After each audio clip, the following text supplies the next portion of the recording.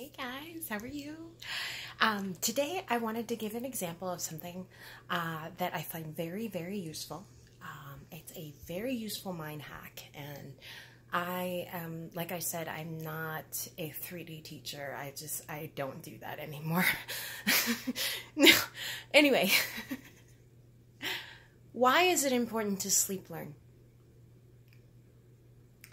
Well, when you are sleeping, your mind is the least resistant and the most receptive to the actual message. What I mean by this is when you are conscious of the content that is coming in, you will filter it through your perception. That's not what you're looking to do. A good example of this can be, I'll use Till Swan. I got one of her books maybe like 6 years ago, and I read it, and I understood it, and I thought it was fabulous to the best of my ability. I understood it. Well, maybe a few months ago, I picked it up again, and I reread it. This time when I read it, I understood it completely from experience, because I had lived it, and I had the different understanding. Now, if I had done this differently, if I had listened to an audio of her book at night, and then I listened to it consciously, I would understand it differently. And that's what I'm trying to tell you. The importance of sleep learning, okay? Your brain works like a video viewer. Do you remember those little flashy thingies? Remember those? Okay. Your brain snaps these little pictures all day long, all day long, all day long, all the time. It's like, it's like a virtual holographic reality machine. That's literally what it is. I'm not making this up. This is how it works, okay?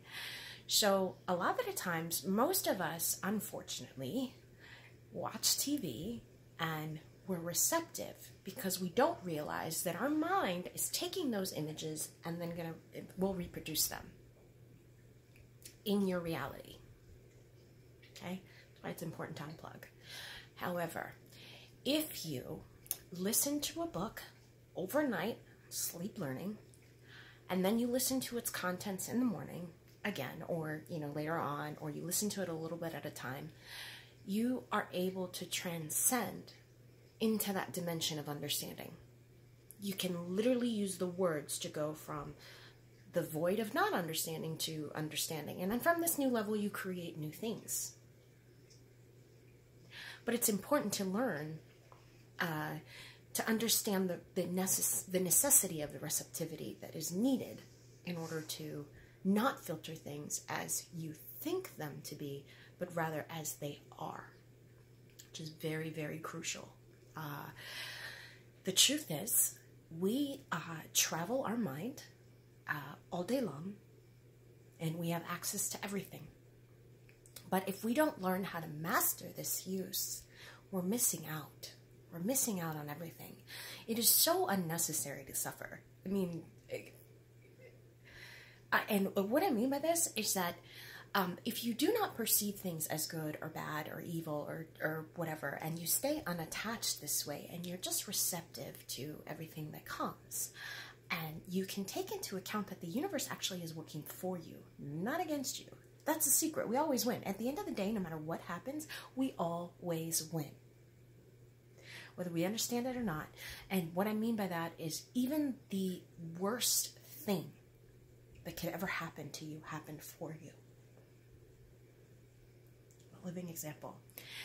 Because when your focus is outside of you, you are seeing what was created in the past, and that is the material form. When you take that focus back in, you can redirect it and change the actual fabric of the universe. It's moldable, kind of like liquid matter. That's what it's like. It reminds me of liquid matter. But this liquid matter kind of bends and shapes and sculpts, and all you have to do is kind of touch it with like joy and peace and fold it into whatever you want, and it's recreated for you instantly. Now, that's what it's like to live in 5th density. That's what it's like, or 6th density. I don't know. I don't even know anymore. To me, all dimensions are the same. As long as I'm not in 3D.